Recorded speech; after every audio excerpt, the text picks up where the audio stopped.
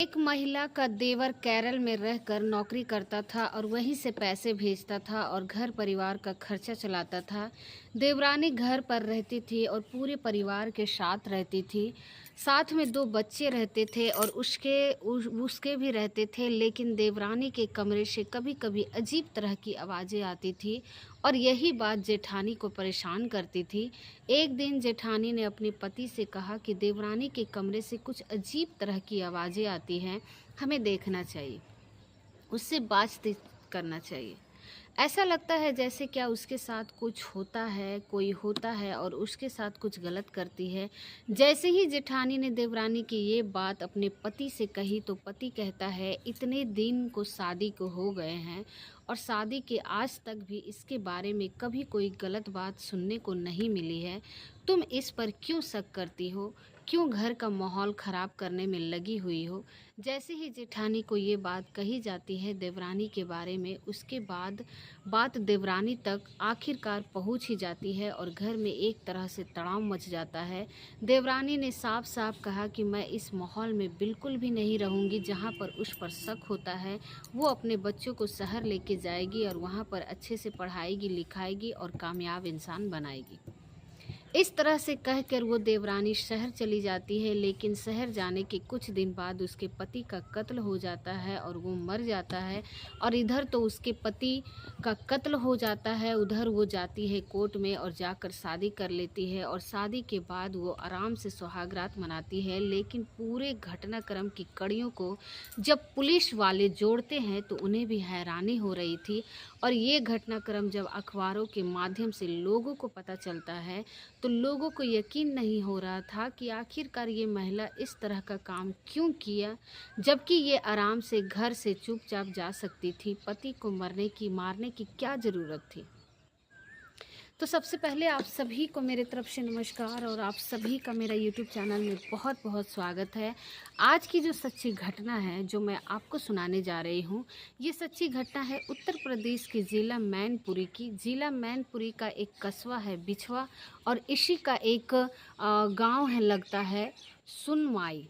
दरअसल यहाँ का रहने वाला एक व्यक्ति सुधील होता है, जो उसकी पत्नी राधा होती है। 11 अप्रैल 2025 को सदर कोतवाली में जाते हैं और राधा देवी कहती है कि जो मेरा देवर है जिसका नाम समीर कुमार है, जो कि 31 मार्च 2025 को घर से अचानक से लापता हो गया था, उसका कहीं भी कोई अता पता नहीं चल रहा है। हमने हर जगह उससे बातचीत करने की कोशिश की, उसका नंबर बंद आ रहा है, उससे कोई संपर्क नहीं हो पा रहा है।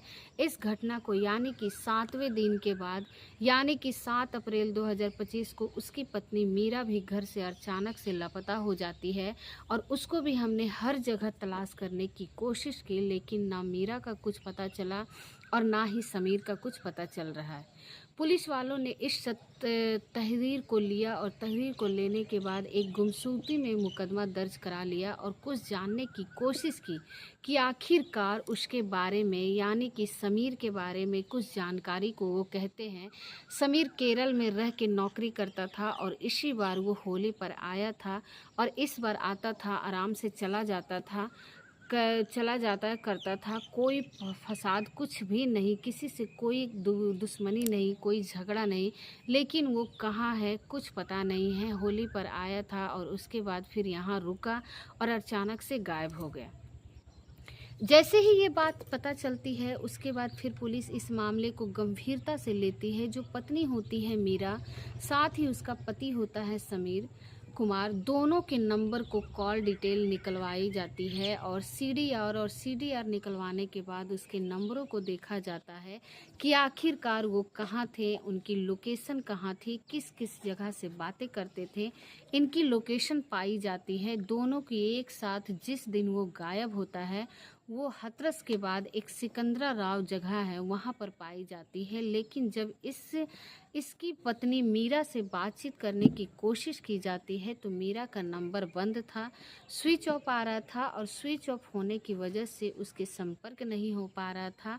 पुलिस वालों ने एक बार फिर से उस सीडीआर को बड़ी बारीकी से खंगालने की कोशिश की और बारीकी से खंगालने से पता चलता है कि एक का नाम रिंकू चौहान है, जिससे वो अक्सर बातें किया करते थे। परिवार वालों से ये पूछा जाता है कि ये रिंकू चौहान कौन है। इससे ये बहुत सारी बातें करते हैं, क्योंकि रिंकू चौहान उत्तर प्रदेश के जिला एटा का एक थाना लगता है बागवाला, और बागवाला का एक इलाका है, गांव लगता है लोहा बादशाहपुर। यहाँ का रहने वाला होता है। रिंकू चौहान के बारे में, मीरा के बारे में जब बातचीत होती है तो सिर्फ देवरानी के बारे में जेठानी ही बताती है कि जब जब उसका पति बाहर रहता था तो कई कई दिनों के लिए ये रिंकू चौहान अक्सर घर पर आ जाया करता था। जब इसके बारे में पूछा जाता था तो ये बताता था कि उसकी मौसी की लड़की है, और ये मीरा बताती थी कि ये उसकी मौसी का लड़का है, ये बहन भाई है, और अपनी बहन से मिलने के लिए आ जाता था। परिवार वालों ने इस रिश्ते पर कभी कोई उंगली नहीं उठाई, कोई शक नहीं किया, किसी को शक की कोई गुंजाइश भी नहीं थी। जिस तरह से रहते थे उससे लगता था कि बिल्कुल ज़िंदगी ठीक ठाक चल रही है। लेकिन पुलिस वालों ने अब इस रिंकू को जब तलाश करना शुरू किया तो रिंकू के बारे में कोई अता पता नहीं चल रहा था। 11 अप्रैल 2025 को एफआईआर दर्ज होती है और 25 अप्रैल 2025 को आखिरकार रिंकू के बारे में सूचना मिल जाती है कि रिंकू के घर का जैसे ही दरवाज़ा खटखटाते हैं तो सामने से एक महिला निकल के आती है, और वो महिला कोई और नहीं बल्कि मीरा होती है। मीरा की मांग में सिंदूर भरा हुआ था, जबकि उसके जो पति है वो गायब, और वो इस रिंकू चौहान के घर में क्या कर रही थी, यही एक सवाल था। अब इन दोनों को बैठाया जाता है, इन दोनों से बातचीत की जाती है, और बातचीत करने के बाद इन दोनों ने जब अपनी कहानी सुनाई तो उस कहानी को सुनने के बाद पुलिस वाले भी हैरान रह जाते हैं, सोचने पर मजबूर हो जाते हैं। दरअसल कहानी शुरू होती है इंस्टाग्राम से। जब इसका पति मीरा का केरल में रहकर नौकरी कर रहा था, घर में 2 बच्चे होते हैं, घर में जो भी काम होता था काम को करने के बाद अपने उसके पास बिल्कुल खाली होती थी और कुछ ज़्यादा काम नहीं होता था। इसीलिए वो मोबाइल पर पन्ने पर पलटती रहती थी, कभी फेसबुक पर तो कभी इंस्टाग्राम पर। उसने भी अपनी इंस्टाग्राम की आईडी बनाई हुई थी। 2 बच्चों की वो माँ इंस्टाग्राम पर आईडी बनाने के बाद कुछ ना कुछ तो वो अपडेट करते रहती थी, और इस अपडेट को अक्सर रिंकू चौहान लाइक करता था, कमेंट करता था, और इन दोनों की बातचीत का सिलसिला यहाँ से शुरू हो जाता है। चैटिंग होती थी और चैटिंग के दौरान ही ये दोस्त बन जाते हैं। जब इससे कहा जाता था कि मेरा जो ये रिंकू चौहान है इस मीरा से कहता था कि मैं तुमसे मिलना चाहता हूँ, तुमसे बातचीत करना चाहता हूँ, तुम बहुत करीब आना चाहता हूँ, इस तरह की बातें जब मीरा से कही जाती थी तो मीरा कहती थी कि वो एक शादीशुदा औरत है, उसके 2 बच्चे हैं, उसका पति है, इसीलिए इस ज़िंदगी में, इस लाइफ में तो ये कुछ नहीं हो पाएगा और इसके लिए दूसरा जन्म लेना पड़ेगा। जब इस तरह की बातें मीरा ने रिंकू से कही तो रिंकू ने कहा, तो क्या हुआ, तुम्हारा पति तो वैसे ही बाहर रहता है, तो क्यों ना मैं तुम्हारे साथ शादी कर लूं, तो कैसा रहेगा। शादी की बात आती है तो यकीन नहीं हो रहा था कि आखिरकार रिंकू इस तरह की बातें कैसे कर रहा है। ये घर से बहाने से निकलती थी, सीधा रिंकू के पास पहुंचती थी, और रिंकू के पास जाने के बाद ये मंदिर में जाते हैं और मंदिर में जाते ही शादी कर लेते हैं। और ये लगभग 1 साल पुरानी बात है। शादी कर लेते हैं आराम से, ये कुछ इस तरह से रहते हैं। जब कभी भी इसका मन करता था घर आने का तो वो घर आ जाया करता था, लेकिन भाई बनकर घर आता था और रहता था उसका पति बनकर घर में, क्योंकि उसके मंदिर में उसकी शादी कर ली थी। अब घर में भी अजीब तरह की आवाज़ें आती थी। जेठानी को ये बातें पसंद नहीं आती थी, कि उसे लगता था कि घर में कुछ ना कुछ तो गड़बड़ हो रही है, लेकिन जेठानी की बात पर किसी ने भी कोई यकीन नहीं किया।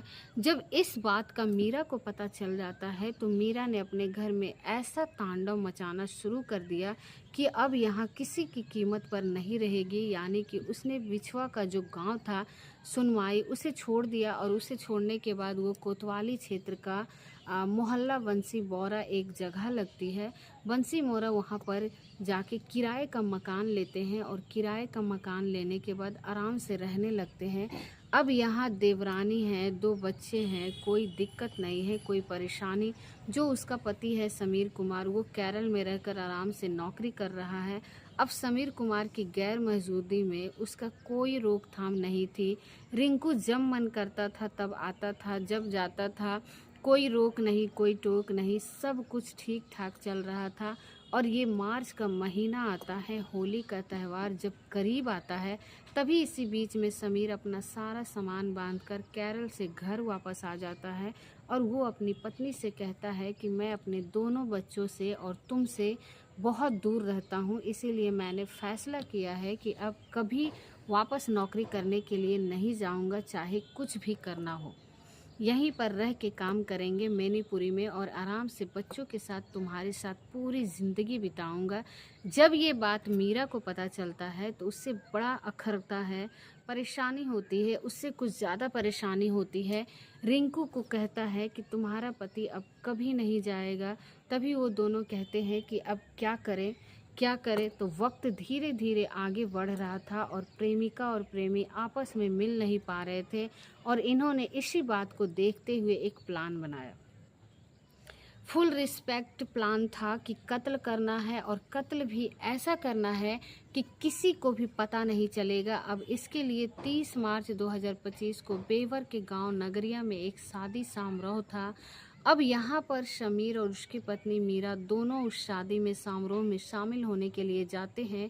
और मीरा अपने पति समीर से कहती है कि जब उस शादी से निकलते हैं 31 मार्च 2025 को, तो वो कहती है कि क्यों ना हम अपने घर में एक फ्रिज रख ले और साथ ही एक टीवी रख ले। अगर टीवी और फ्रिज आ जाएगा तो बहुत सही रहेगा, लेकिन इसके लिए कहाँ से लेना है। तो उसने कहा कि मेरा एक भाई है, मौसी का लड़का है, क्यों ना हम वहाँ से ले ले। जब मौसी के लड़के की बात आती है तो रिंकू की बात आती है, तो रिंकू के तो साथ में एक और लड़का होता है, लोकेश, निकलेश जिसका नाम होता है। वहाँ जाते हैं, बातचीत करते हैं, मुलाकात करते हैं। जब आता है तो इसका फ्रिज और टीवी खरीदने का नंबर आता है, तो वो कहते हैं कि अभी चलेंगे, बात पहले मिलते हैं। बातचीत करते हैं तो बियर की बोतलों का इंतज़ाम किया जाता है। आराम से बैठकर तसल्ली से शराब पीते हैं, और शराब पीने के बाद, बियर पीने के बाद जब बात बहुत फुल टोश नशा हो जाता है, तो वहीं पास में एक भारी वस्तु, पत्थर जैसी या ईंट जैसी कोई चीज़ होती है। उसके बाद समीर को बेइंतहा मारा जाता है, जब तक कि उसकी मौत ना हो जाती, तब तक उसको मारते रहते हैं, मर जाता है। और यहाँ से एक ईंटा में इसकी हत्या करते हैं। 8 से एक दूसरा जिला लापता हो जाता है। हसरत का एक इलाका है, सिकंदरा और राव, और सिकंदरा राव का एक राजमार्ग पर गांव है, टोली लगता है। वहां पर सड़क और किनारे उस लाश को फेंक देते हैं, और लाश फेंकने के आराम से चले जाते हैं और अपनी अपनी ज़िंदगी में बिजी हो जाते हैं। पत्नी घर पर आ जाती है। पत्नी से यानी कि मीरा से पूछा जाता है कि तुम्हारा पति समीर कहाँ है। वो कहती है मुझे तो उनका कुछ पता नहीं है, वो कह रहे थे कि मैं घर जाऊंगा, और वो घर नहीं आते हैं। और उधर जो रिंकू है वो अपने काम में बिजी हो जाता है। इधर पुलिस को जब इस बात का पता चलती है तो उन्होंने हसरत के सिकंदरा राव पुलिस से संपर्क किया, और पता चलता है कि यहाँ पर एक लाश मिली थी 1 अप्रैल 2025 को। उसके शरीर के अलग अलग हिस्सों पर चोट लगे हुए थे, चोट के निशान थे। ऐसा लग रहा था जैसे क्या सड़क हादसा हो चुका है, और इसीलिए हमने इसकी लाश को लगभग पोस्टमार्टम के बाद 72 घंटे तक इंतज़ार किया, ताकि कोई क्लेम करे, कोई आकर हमसे बातचीत करे, हम इस लाश के बारे में बताएं। लेकिन किसी ने कोई क्लेम नहीं किया, इसीलिए पुलिस ने 72 घंटे का इंतज़ार करने के बाद आखिरकार उस लाश का अंतिम संस्कार कर दिया। उधर तो अंतिम संस्कार हो जाता है। पत्नी 7 तारीख को घर से चुपचाप निकल जाती है, और घर से निकलने के बाद फिर वो 15 अप्रैल 2025 को ये कोर्ट जाते हैं, और यहाँ मैनपुरी की कोर्ट में जाकर दोनों शादी करते हैं, और ये कोर्ट मैरिज कर लेते हैं। के बाद आराम से जैसे पति पत्नी रहते हैं ठीक वैसे ही रहते हैं। जब ये कोर्ट में जाते हैं तो कोर्ट में जाने के बाद ये भी बात बताती है कि अब से लगभग 1-1.5 साल पहले ये मंदिर में जाते हैं, और मंदिर में जाने के बाद शादी कर लेते हैं। इस शादी का मंदिर वाले से किसी को पता नहीं था, और जो 15 अप्रैल 2025 को शादी होती है वो पुलिस की जांच का हिस्सा बन जाता है। पुलिस की जांच में पता चल जाता है, पुलिस ने इन दोनों को गिरफ्तार किया, तो सहयोगी जो थे उसको भी गिरफ्तार करने के बाद उसको भी जेल भेज दिया जाएगा। अब जो प्रेमी है वो भी जेल चला गया। और प्रेमिका वो भी जेल चली गई। पति की मौत हो चुकी है, साथ ही जो 2 बच्चे हैं उनकी परवरिश का जिम्मा बुजुर्ग माँ बाप पे आ चुका है। और परिवार वालों को जब ये बात पता चलती है कि समीर के जो जिस रात को वो गायब हुआ था, उसी रात ही बहुत निर्मम तरीके से, बेदर्दी से उसकी दर्दनाक तरीके से हत्या कर दी जाती है, तो घर वालों का, परिवार वालों का रो रो के बुरा हाल हो जाता है। जब इससे पूछा जाता है कि तुमने ऐसा क्यों किया, जब तुम्हें शादी ही करनी थी तो आराम से घर से भाग जाती, कुछ भी कर ले सकती थी, तुम्हें ऐसा क्यों किया, तब वो चुप्पी साध लेती है। इधर वो जब ये घटना के बारे में लोगों को पता चलता है, लोगों को यकीन नहीं हो रहा था कि शादीशुदा महिला भी, 2 बच्चों की माँ भी आखिरकार ऐसा कर सकती है। दोस्तों, इस पूरे घटनाक्रम को सुनाने का उद्देश्य किसी को परेशान करना नहीं, किसी का दिल दुखाना नहीं, बल्कि आपको जागरूक करना है, आपको सचेत करना है।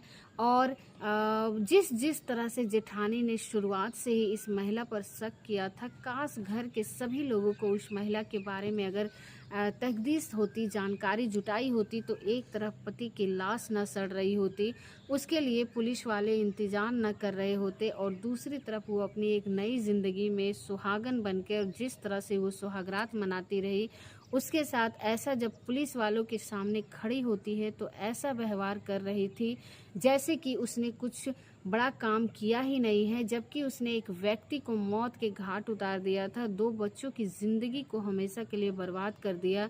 दोस्तों, उम्मीद करते हैं कि आपको ये वीडियो बहुत ही ज़्यादा पसंद आया होगा, और अगर आपको ये वीडियो अच्छी लगी तो एक लाइक करके हमारे चैनल को ज़रूर सब्सक्राइब करें। मिलते हैं ऐसे ही किसी नए वीडियो के साथ, तब तक के लिए आप सभी लोगों का बहुत बहुत धन्यवाद।